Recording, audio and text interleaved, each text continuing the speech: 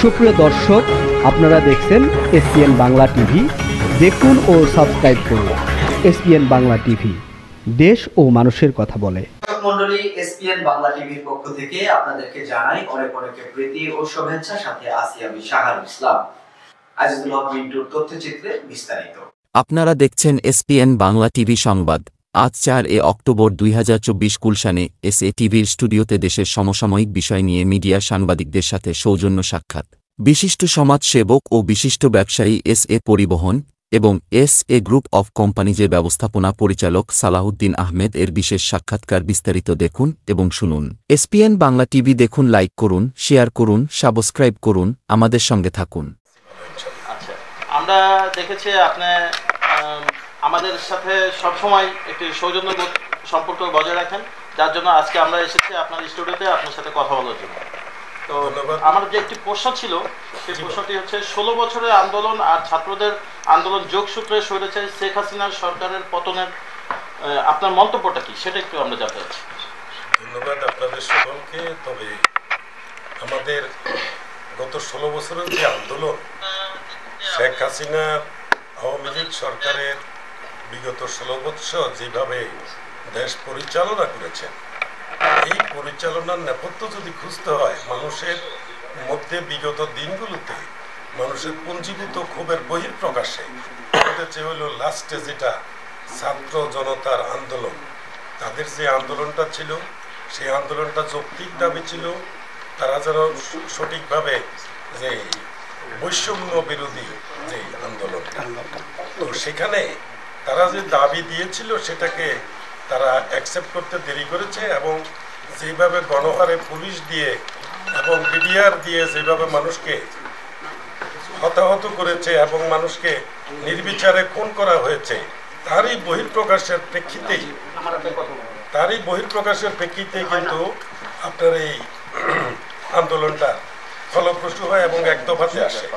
এক দফা মানে তার পতনে, এবং এই পতনের সময় কথা আসছে তখন আমাদের যে 15 বছরের ছাত্র জনতার এবং জনসাধারণের, অভিভাবকদের, শিক্ষকদের সব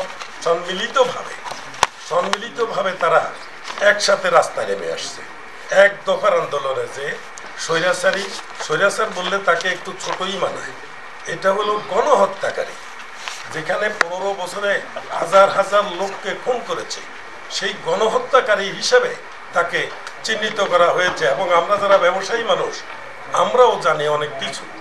আর তাছাড়া আমি নিজেও তো গণমাধ্যম ব্যক্তিত্ব, আমরা অনেক সময় অনেক কিছু জানতাম কিন্তু সেটা প্রকাশ করতে পারতাম না। বিশেষ শৃঙ্খলা বাহিনী যারা ডিজিএফআই পরিচালনা করত, সেখানে মিডিয়া উইংস ছিল। মিডিয়া উইংসের নামে আমাদেরকে সবসময় এটার থেকে বিরত থাকার জন্য চাপ প্রয়োগ করত।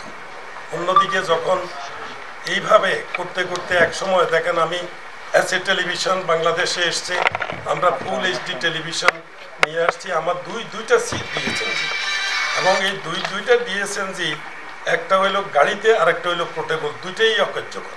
তার মানে তাদের নিয়ন্ত্রণের কারণে আমরা সেই জিনিসটাকে আমরা সবসময় জনগণের কথা তুলে ধরতে পারি নাই।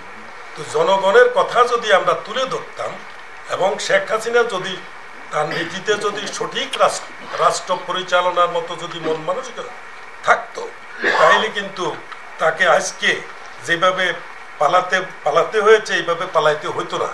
কিন্তু পালায় গেলেও শেখ হাসিনা কিন্তু একলাই দুর্বৃত্তায়ন করে নাই, তার সাথে তার বাহিনী ছিল, হাইব্রিড ছিল। কিন্তু হাইব্রিড সব পজিশনে তারা বহাল তবিয়তে এখন আছে। তো এর মধ্যে যখন তার উৎখাতের পরে যখন এখন এই অন্তর্বর্তীকালীন গভর্নমেন্ট সৃষ্টি হলো, আমরা অন্তর্বর্তীকালীন গভর্নমেন্টের ডক্টর প্রফেসর ইউনূস সাহেবকে আমরা অত্যন্ত মূল্যায়ন করি এবং তাকে ভালো জানি।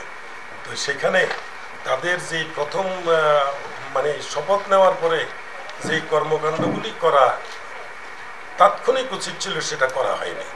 এখনও কিন্তু দেখবেন যে তাদের যে হাইব্রিড চাটুকাররা এখনও কিন্তু অনেক জায়গায় বহাল তবিয়তে আছেন, এবং তাদের যেই থাকার কারণে এখন যারা আমাদের অন্তর্বর্তীকালীন সরকারের উপদেষ্টা হয়েছেন, তাদেরকে অনেক সময় মিসগাইড করার তালে তারা ব্যস্ত আছে। এবং যেই যারা আমলা এবং যারা পুলিশের হাই অফিসিয়াল, তাদের নির্দেশেই কিন্তু আজকে নিরীহ পুলিশ বাহিনীকে কিছু হতাহত হতে হয়েছে। এবং এর নেপথ্যে কারা?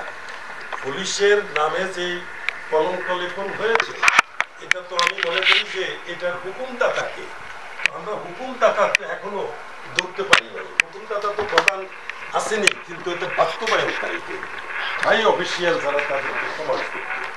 কিন্তু কমান্ডাররা আল্লাহ চাইলে এখনো বড় কমান্ডাররা এখনো মানে কেউ পালিয়ে গেছে, কেউ এখনো জড়সড়ার বাইরে আছে, আবার কেউ এখন নিজের সুর অন্যভাবে চেঞ্জ করে তারা এখন নিজেকে বর্তমান ছাত্র জনতার আন্দোলনের পক্ষ বলে সমর্থন করছে।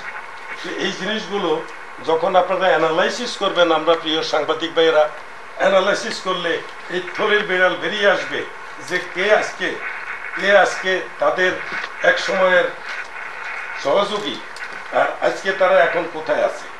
আপনাদের লেখনী এবং আপনাদের চেষ্টার মাধ্যমে এবং জনগণের আশা প্রতিফলন ঘটবে না।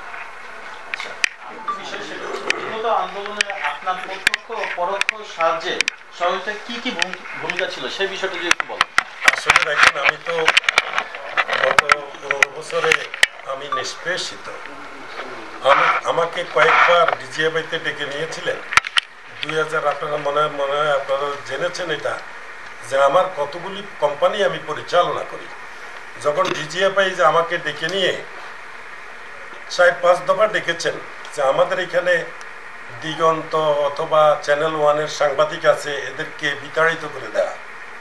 তখন আমি বলেছিলাম যে বাংলাদেশে টেলিভিশন ছিল গোটা 4, এখন এসে 40টা 50টা। তো আমি এদের দোষ না থাকলে আমি তাদেরকে বিতাড়িত করবো কেন? তখন এই নিয়ে আমার অনেকবার তাদের সাথে কথা কাটাকাটি হয়েছে। তারপরে লাস্টলি 2018 সনে তখন ডিজিএফের ব্রিগেডিয়ার তানবীর ছিল, সে গত 4-5 জনকে নিয়ে আমার সাথে খুব কঠিনভাবে আলাপ আলোচনায় লিপ্ত হয়েছে। তো তাদের চোখ, তাদের মেজাজ, তাদের যে দেখছি, তাতে আমার মনে হয় আমিও আর্গুমেন্ট করেছি ঠিকই, তো আমাকে হয়তো খোদা তাআলা রক্ষা করেছে। এখন যে আয়নাগরের সৃষ্টি দেখছি, হয়তো আমাকে এরকম আয়নাগরে তারা নিয়ে যেতে পারে। হয়তো আল্লাহর রহমত, খোদা তাআলার হুকুম, আমার মা বাবার দোয়া আছে বলেই এবং জনগণের সাথে আমি পরিচিত বলেই আমাকে তা করতে পারে না, আমাকে আয়নাগরে নেয় নেই। কিন্তু না নিলেও তারা কিন্তু এরকম একটা ছিল। তো এখন সেখান থেকে আসার পরে তখন আমি একটা কমিটমেন্ট করেছিলাম, একজনকে আমি বাদ দিব, সময় দেন। তো আমি যখন টেলিভিশনে ঘুরে আসলাম, ওই সাংবাদিকটার দেখলাম যে সে পরে রিপোর্টার্স ইউনিটিতে সে ইলেকশন করছে। তো আমি ভাবলাম যে আমি হঠাৎ এখন তাকে ইলেকশনতে বাদ দিব, 2-1 দিন অপেক্ষা করলাম। 2-1 দিন অপেক্ষা করায় আমি তাৎক্ষণিক না করাতে ডিজিএফের ব্রিগেডিয়ার তানবীর এবং তার অনুসারীরা র্যাবের যেই বিখ্যাত যেই দুর্নীতিবাজ এই যে আপনার বেনজির, তাকে দিয়ে এবং যে সারোয়ার আলম, এখন সে আবার ডিপটি সেক্রেটারির প্রমোশনও পেয়েছে, তাদেরকে দিয়ে আমার এসএ ওয়ার্ল্ড নামীয় প্রতিষ্ঠান ধ্বংস করেছে। আমার 30 কোটি টাকার মাল নিয়ে গেছে। আমি নীরবে সহ্য করেছি এবং সেখানে বিভিন্ন ভিডিও দিয়ে আমাকে আমার মান সম্মান প্রতিপন্ন করেছে, কিন্তু করার কিছু ছিল না আমার। তার কারণ তখন দুর্বৃত্তায়নের যোগ, তাই আমি কিছু করতে পারি নাই। এই বিষয়ে মামলাও আছে এখনো। তো আমি কি আর বলবো। তো আমাকে এই ক্ষতিটা করার পরে তখন তো আমি দেখছি পরবর্তী টাইমে অবশ্যই আমি তাদেরকে বিভিন্নভাবে মানে ইচ্ছা না থাকা সত্ত্বেও ছাঁটাই করেছি। তখন আমাকে বাধ্য করা হয়েছে মিডিয়া উইংস থেকে, সেই ব্রিগেডিয়ার তানবীর। আমি যদি আরো বেশি বাড়াবাড়ি করতাম তাইলে আমাকে হয়তো ওই যে নির্জন ছেলে, হয়তো আমারও ওই যে যারা নাকি সেনাবাহিনীর লোক, যাদেরকে আমরা আয়না করে রেখেছিল, তাদের দশা হতে পারত। তো আজকে আমার যেই অনুভূতির কথা বলছেন, যেখানে আমি একজন সাধারণ ব্যবসায়ী এবং পাবলিক মিডিয়া ব্যক্তিত্ব, সেখানে আমার যদি এরকম অবস্থা, যারা নাকি সেনাবাহিনীতে ছিল, সেনাবাহিনীর general, brigadier general, major general, তাদেরকেও কিন্তু এই আয়না করে দেওয়া হয়েছে। তো আমরা কিসের কি ধরনের রাষ্ট্র আমরা চেয়েছি আর কি রাষ্ট্র আমরা পেয়েছি তাদের আমলে। তো এটাই হলো আমাদের বর্তমান আমাদের যে অন্তর্বর্তীকালীন গভর্নমেন্ট, তাদের কাছে আমাদের অনেক কিছু চাওয়া পাওয়ার আছে। একমাত্র তারাই পারেন যে অন্তত এই জিনিসগুলিকে রিসাফল করে সংবিধান নতুন করে লিখনির মাধ্যমে আপনি যেভাবে করে যাবেন, পরবর্তী গভর্নমেন্ট যারা আসবে তারা এই সংবিধানের আলোকে চলবে। আবার এই সংবিধান যদি আবার পলিটিক্যাল গভর্নমেন্ট লেখে তাহলে তাদের ধাঁচে লিখবে। যেমনটি আগে লিখেছিল তিনি তো তখন বাকশালী কায়দায় লেখা হয়েছিল, তো সেটাই তো ছিল। আবার এটাকে অপারেশন করে অনেক সুবিধা অসুবিধা বিবেচনা না করে, জনগণের কল্যাণের কথা চিন্তা না করে তারা নিজের আঙ্গিকে করেছে। তো কাজেই অন্তর্বর্তীকালীন গভর্নমেন্টের উচিত হবে যে যদি তাদের ক্ষমতায় না কুলায় তাইলে তারা দরকার হইলে একটা সিম্পলি হানা ভোট দিয়ে গণভোট নিয়ে এই সংবিধানকে পুরো লিখনির মাধ্যমে জাতির জন্য 100 বছরের জন্য একটা ম্যান্ডেট সৃষ্টি করতে পারে। তারপর আমরা একটা ছেলে গণতন্ত্র নিভাগ যাক বলে যাকে খুন করা হয়েছে সেটা এরশাদ সাহেব করেননি, ওনার প্রশাসন করেননি। এই দুর্বৃত্ত আওয়ামী লীগই তখন এটাকে খুন করে ওনাকে খুনের তকমা দেওয়া হয়েছে। তো তাকে যদি আপনারা বলেন উনি স্বৈরাচার, তো শেখ হাসিনা কি স্বৈরাচার? উনি অত্যন্ত নিন্দনীয় খুনি, যে কিনা আমাদের জাতীয় সেনাবাহিনীর চোখর সেনা কর্মকর্তাদেরকে বিডিআর কিলিংসের নামে নাটকীয়ভাবে তাদেরকে হত্যা করা হয়েছিল। এটা আমরা জানি, কিন্তু দুর্ভাগ্যজনক হলেও সেটা আমরা তখন প্রকাশ করতে পারিনি, কেউ প্রকাশ করতে পারেনি, সবার মুখে ছিল তালা। আজকে আমরা বলার সুযোগ পেয়েছি এই জন্যে যে আমাদের ডক্টর প্রফেসর ইউনূস সাহেব তিনি বলেছেন যে আপনাদের মনের কথা আপনারা বলবেন, আমাদের সমালোচনা করবেন, কোনো অসুবিধা নেই। আজকে আমরা সেই বাক স্বাধীনতার সুযোগ সৃষ্টি হয়েছে, তাই আমরা অতীতের যে অত্যাচার এবং এগুলি আমরা বলতে বাধ্য হচ্ছি। এবং আজকে যেটা বলা হচ্ছে যে দেখেন আজকে 15-16 বছরের মানুষের পুঞ্জীভূত ক্ষোভ, এবং এই ক্ষোভটা যদি আপনার একদিকে চিন্তা করেন তাহলে দেখবেন যে এটা 50 বছরের পুঞ্জীভূত ক্ষোভ। ব্যবসায়ীরা স্বৈরাচারের দালালি করে দেশের যে অর্থনৈতিক সংকট ও অর্থ পাচার করেছে তাদের ব্যাপারে কি পদক্ষেপ নেওয়া উচিত আপনি মনে করেন? আমার মনে হয় আপনারা তো বলার অপেক্ষা রাখে না। আপনারা দেখছেন প্রশাসনের একেবারে নিম্ন থেকে উপর পর্যন্ত গত 15 বছরে তাদেরকে লুটেরা দুর্বৃত্তায়ন বানানো হয়েছিল, এবং এই দুর্বৃত্তায়নের পিছনে যে উন্নয়ন ডেভেলপমেন্ট ওয়ার্ক তো মানুষে করে, সরকার করে হলো তাদের সাময়িক দেশের জনগণের স্বার্থে, কিন্তু এই সময় যে উন্নয়নের নাম করা হয়েছে এটা হলো তাদের দলীয় অর্থ লুপাটের জন্য স্কিম, কিন্তু জনগণের চাহিদার প্রতিফলন নয়। তো এখানে এই যে জনগণের চাহিদার প্রতিফলন নয়, এটা হলো যেমন দলীয় প্রধান ওনার যেরকম পার্সেন্টেজ ছিল, যারা পরিকল্পনা করত তাদের পার্সেন্টেজ ছিল, যেখানে কাজ সেখানে পার্সেন্টেজ ছিল। তো কাজেই একটা কাজকে টেনে লম্বা করার যত প্রয়াস ছিল, মানে বড় লম্বা করলে মানে 1000 টাকার কাজকে 1 কোটি টাকা করলে যে আমি কথাটা দেখাচ্ছি, তো সেটা যত লম্বা করতে পারে তখন কর্তাও খুশি হয়, প্রশাসনও খুশি হয়, যার কাজ তারও খুশি হয়। মানে একবারে প্রশাসনের A to Z পর্যন্ত এই কমিশনগুলো ছিল, যাই কিনা যার জন্য আমাদের দেশে দেখেন আপনার করোনার সময় করোনাতে সারা বাংলাদেশ বন্ধ ছিল, যদিও আমার এসএ পরিবহন জরুরি সার্ভিসে খোলা ছিল, সারা দেশ সরকারি অফিস প্রতিষ্ঠান বন্ধ ছিল, কিন্তু একটেক কিন্তু বন্ধ ছিল না। তার কারণটা কি?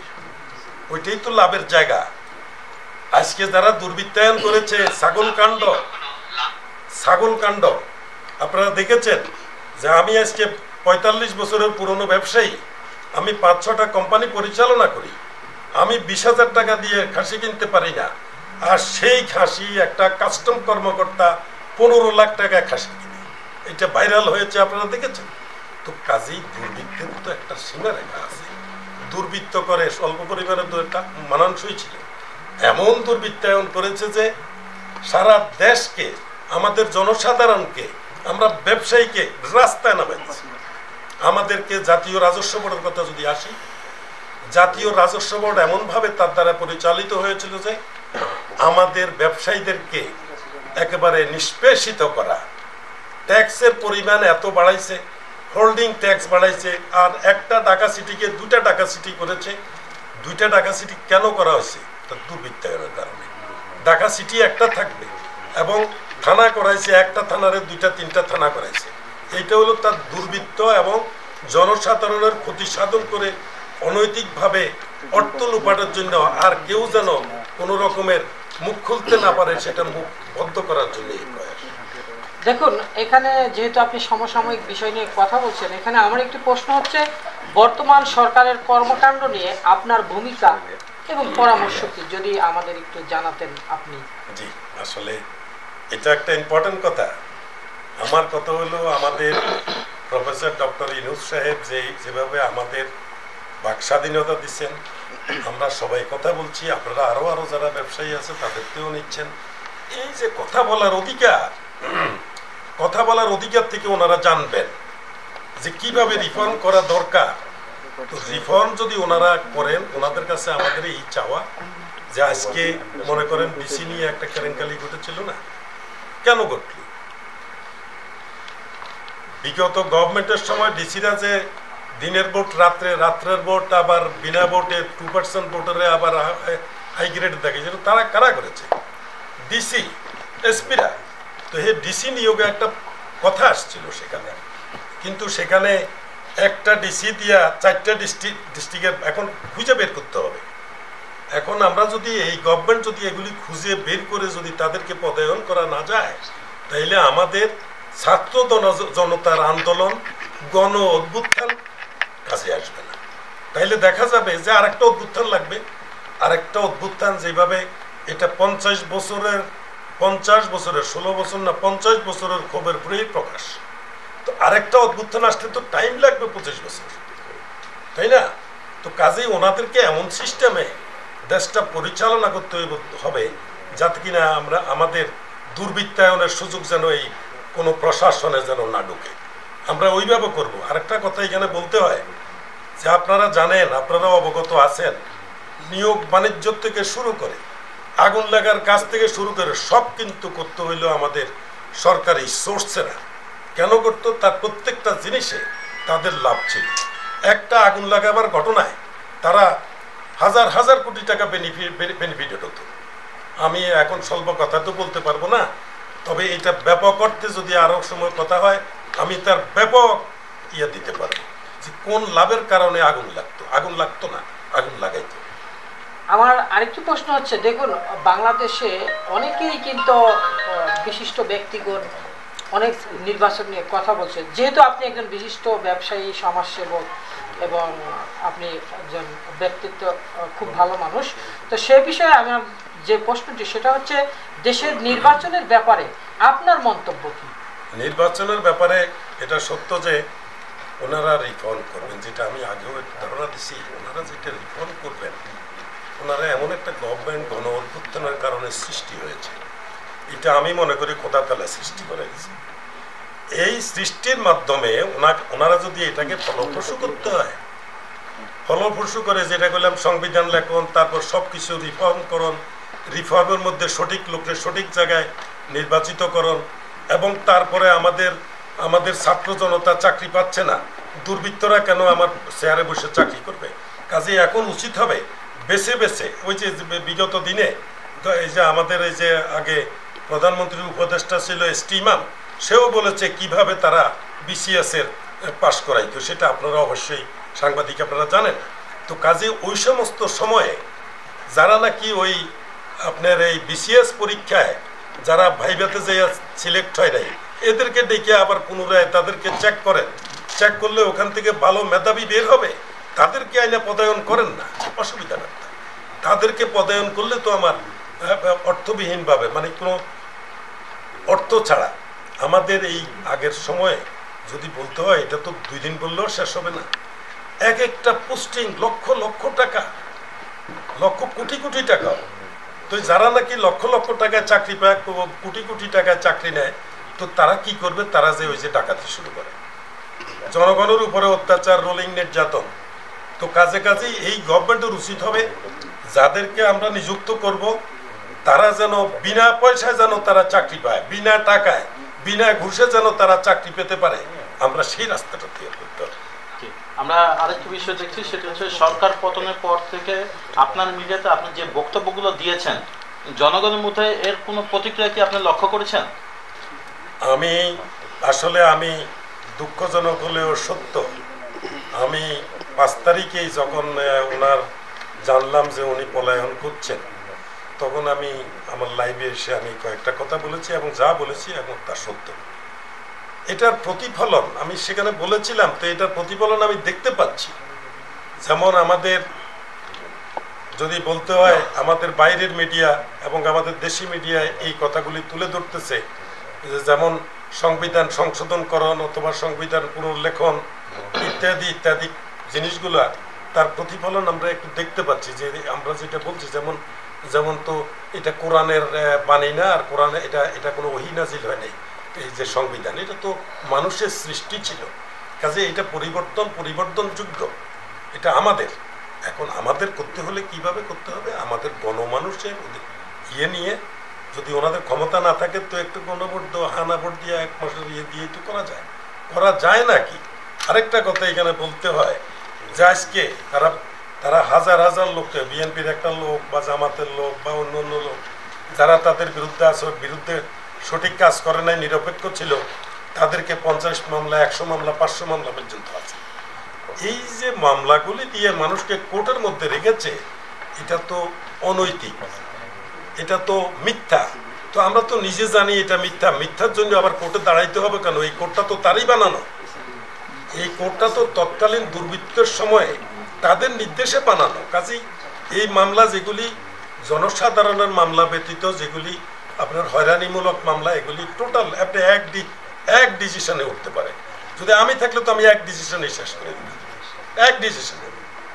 তাইলে এগুলির জন্য যেমন আমাদের মাহমুদুর রহমান সাহেবকে জেলে নেওয়া হয়েছে, আমরা অত্যন্ত লজ্জিত, দুঃখিত। আপনার জয়কে মারার জন্য ওনারা গেছে, আর ওটা তো ছিল একটা টোটাল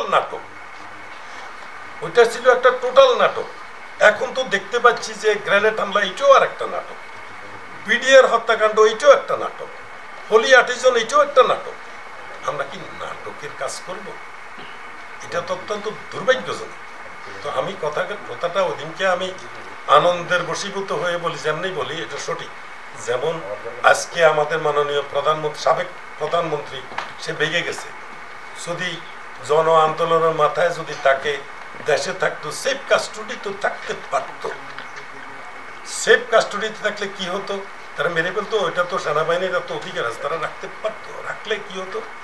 তাইলে তার বিচারমুখী করা সহজ হতো। এবং এই যে জাতীয় সেনাবাহিনীর চৌখস লোকদেরকে হত্যার নেপথ্য বেরিয়ে আসতো, এবং হোলি আর্টিজান বলেন, হেফাজত হত্যা বলেন, আরো জনগণের হত্যা বলেন। 14 সালে যখন এই অসহযোগ আন্দোলন হয়েছিল, আমার 8-10টা গাড়ি জ্বালাইছে, আমার কুমিল্লা আছে পরিবহনের অফিস, পুরো বিল্ডিং জ্বালাইছে তখন। তো আমরা তখন দেখেছি। এরপরে এখন দেখা যায় যে কোথায় জামাতের লোক, কোথায় বিএনপির লোক, তাদেরকে দেশ ছাড়া করতে হবে, এলাকা ছাড়া করতে হবে। কোনো জামাতের লোক থাকতে পারবে না, কোনো বিএনপির লোক থাকতে পারবে না, এরকম নির্দেশ ছিল। যেমন আমি একটা যদি বলতে হয়, আমার কাছে তথ্য আছে, তথ্য নির্বাচনে বলছি না, লক্ষ্মীপুরে হেলিকপ্টার দিয়ে যায় মানুষের গুলি করে মারা হয়েছে।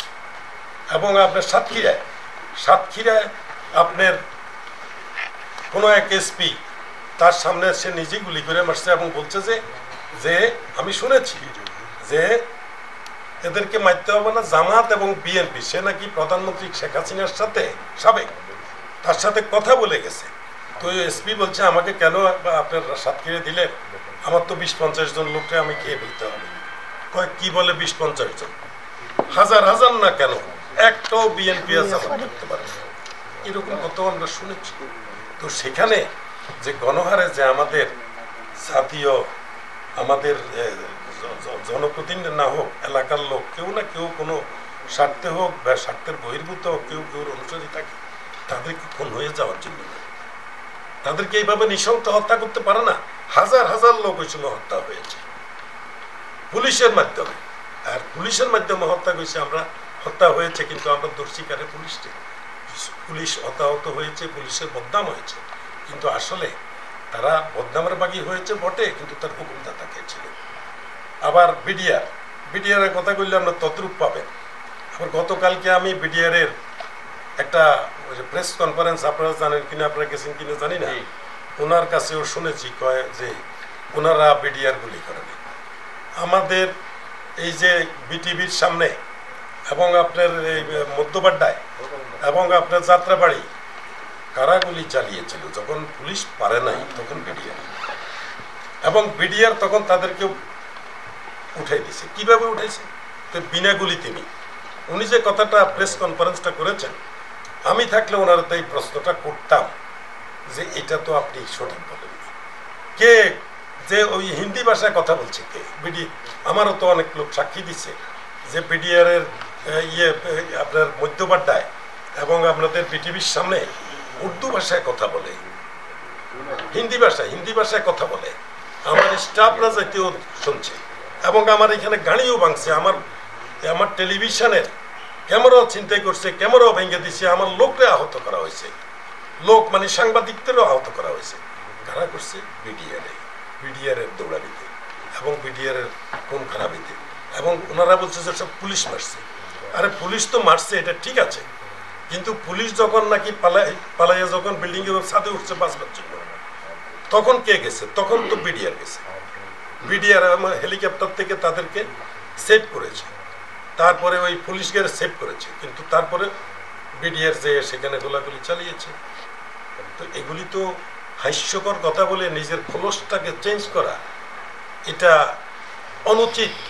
যে ক্রাইম করছো নিজের ক্রাইমের কথা চিন্তা করে জনগণের কাছে ক্ষমা চাও, ক্ষমা না চেয়ে নিজের খোলস চেঞ্জ করে আবার দুর্বৃত্তায়ন করার সুযোগ সৃষ্টি করা, এটা যায় না, এটা যায় না। আপনারাও সাক্ষী থাকবেন, আপনারাও এই ধরনের যারা কালা কানুন করে যারা শেখ হাসিনারে খুশি করতে চেয়েছে, তাদেরকে আপনারা আইনের আওতায় আনার জন্য আপনাদেরও উদ্যোগ থাকতে হবে।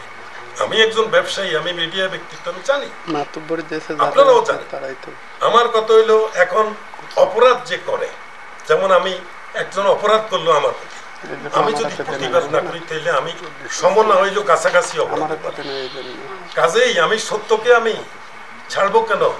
সত্যকে সবসময় সত্য বলতেই হবে। কেউ অপরাধ করলে তার প্রতিবাদ করতে হবে। প্রতিবাদ না করাটা হইল অপরাধের একটা মৌন সন্মতি। কাজে এটারে মাথায় রেখে আমার মনে হয় যে ইনশাল্লাহ আমাদের অন্তর্বর্তীকালীন গভর্নমেন্ট অবশ্যই সাকসেসফুল হবে, যদি সাকসেসফুল হওয়ার মতো তারা যদি উদ্যোগ নেয়। ওই আপনার খারাপ লোক দিয়ে যদি প্রশাসন পরিচালনা করে তাহলে হবে না। প্রত্যেকটা লোক চাকরি পেতে হবে যোগ্যতা অনুসারে, বিনা টাকায়। জায়গা জমি খেত বিক্রি করে না ওই ট্রিপস দিয়া ঘুষ দিয়া এক একটা লোকের চাকরি 50 লাখ 40 লাখ টাকা, এটা হওয়া উচিত না। সে বিনা পয়সা চাকরি পেতে হবে, এখনই সুযোগ, এই সিস্টেম করে যাওয়া। তাহলেই আমরা আজকে যুব সমাজ যারা লেখাপড়া শিখছে তাদেরও আজকে চাকরি পাওয়া সহজ হবে। এই যে 35 বছরের জন্য বলছে, এই 35 বছরের সময় তখন লাগবে না। আমার যদি দুর্বৃত্তদেরকে বাদ দিয়ে যদি আমি তাদেরকে নিয়োগ করি তাহলে তো আমার এখানে পদায়ন হচ্ছে। আচ্ছা, আমরা আরেকটি বিষয় খুবই দেখছি সোশ্যাল মিডিয়ায়, এটি নিয়ে অনেক চর্চা হচ্ছে। তো S A group of industries এবং এস আলম গ্রুপের মধ্যে সাধারণ মানুষের মনে হয় একটি একই গ্রুপ হিসাবে মনে করছে। তো এটি আসলে কি রহস্য, সেটি যদি আপনি একটু জনগণের উদ্দেশ্যে বলে দেন। আসলে আমি ইদানিংকালে শুনছি যে অনেকে বলে, আমার নিউজম্যানরা বলে, ওই দিনকে আমি একটা ব্যাংক অ্যাকাউন্ট করবো, একজন এসে আমার বলেই বললো যে আসলে স্যার আপনি একটা কথা বলবো কি আমরা বলে ফেলছি। আসলে এরকম একটা কথা যদিও প্রচলিত আছে, আমি এসছি গ্রুপ অফ কোম্পানিজ, মানে এসএ পরিবহন গ্রুপ। এসএ পরিবহনকে সবাই চিনে, কেন চিনে? আমি 42 বছর ধরে সার্ভিস প্রোভাইড করে আসছি, এবং সারা বাংলাদেশে আমি প্রথম শ্রেণীর কোচ, কুরিয়ার এবং পার্সেল সার্ভিসের উদ্যোক্তা। বাংলাদেশে প্রথম নৈশ কোচ আমি চালু করেছি 82। আগে নৈশ কোচ ছিল না, এই নৈশ কোচের উদ্যোক্তাও ছিলাম আমি। তো বাংলাদেশে যে প্রান্তেই থাকুক না কেন, প্রত্যেকটা লোকেই সারা দেশে আমাকে এসএ পরিবহনের মালিক হিসেবে চিনে, যদিও এখন আমি এসএ টিভিতেও আমার তো মনে করে যে এসএ পরিবহন বা এস আলম, ওর নাম হইল এস আলম, ওর মালিক হইল সাইফুল আলম মাসুদ। সে প্রখ্যাত ওই আওয়ামী লীগ নেতা বাবু, কি বাবু যেন বলে ওনাকে, ওনার ভাগিনা শামসুল সাইফুদ্দিন এস আলম গ্রুপের মালিক। আমি হলাম এসএ পরিবহনের মালিক। 2000 বা 2000 আগ পরে উনি দুইটা কোচ নিয়ে তখন আসছিল, কোচ এস আলম আর আমারটা ছিল এসএ পরিবহন। তো এস আলমরা অনেকে অনেকেই হয়তো মনে করেন যে বোধহয় এটা তাদের, আসলে না, আমি হলাম সম্পূর্ণ আলাদা। আমি ওই চিটাগাংয়ে মিস্টার আখতারুজ্জামান বাবু, সে ছিল প্রখ্যাত আওয়ামী লীগ নেতা এবং তৎকালীন সময়ের ব্যাংকের মালিকও ছিল, এবং ওনার ভাগিনাও আবার এই বাংলাদেশে আপনারা শুনেছেন অনেকগুলি ব্যাংকের মালিক, এবং সাবেক প্রধানমন্ত্রী শেখ হাসিনার অত্যন্ত আস্থাভাজন কাছের লোক ছিল। আমি নয়, কিন্তু আমি যে আজকে মিডিয়া আপনারা জানেন এরা কারা, এরা এমপি হওয়ার যোগ্য। তারা যারা দুর্বৃত্তা, মানে গুন্ডা বদমাইশ, যারা খারাপ লোক, ওই ধরনের লোককে তাদের সময় বাছাই করতো, ভালো লোককে বাছাই করতো না। তো তাদের সাথে আমাদের মতো লোক যাই বসবো, যেগুলি আমাদের কর্মচারীর যোগ্য, আমার কর্মচারী হওয়ার মতো যোগ্য না, ওইরকম লোকও কিন্তু আপনার পার্লামেন্টে ছিল। তো তারাও এমপি, আমিও এমপি, মন্ত্রী থেকে মানায় না। আমি সর্বতভাবে এটাকে প্রত্যাখ্যান করেছি যে না, আমি ব্যবসায়ী নিয়ে থাকবো। আমি এমপি মন্ত্রী হয়ে আমার এই ধরনের বদনাম বা কামাইবার দরকার নেই।